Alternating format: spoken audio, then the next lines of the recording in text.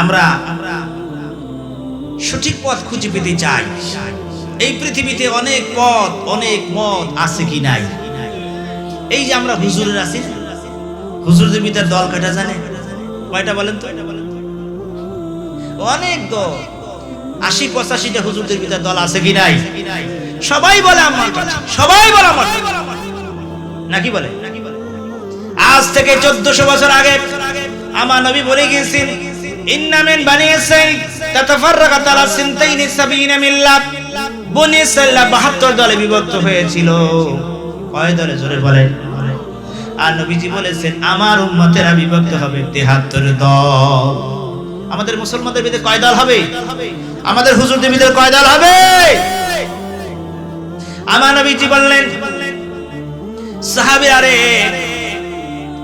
আমার উম্মতেরা বিভক্ত হবে, মতপার্থক্য হবে, দলে বিভক্ত হবে ৭৩ দল। সাহাবায়ে কেরাম প্রশ্ন করলেন, ইয়া রাসূলুল্লাহ, হে হাবিবাল্লাহ, এত দল, এত মত, এত পার্থক্য, এর ভিতরে নাজাত পাবে কারা, মুক্তি পাবে কারা? হুজুর বললেন, মা আনা আলাইহি ওয়া সাহাবী, আমি এবং আমার সাহাবায়ে কেরামের মতে পথে যারা চলবে তারাই হবে জান্নাতি। চিৎকার দিয়ে বলেন সুবহানাল্লাহ। আরো জোরে বলেন না সুবহানাল্লাহ।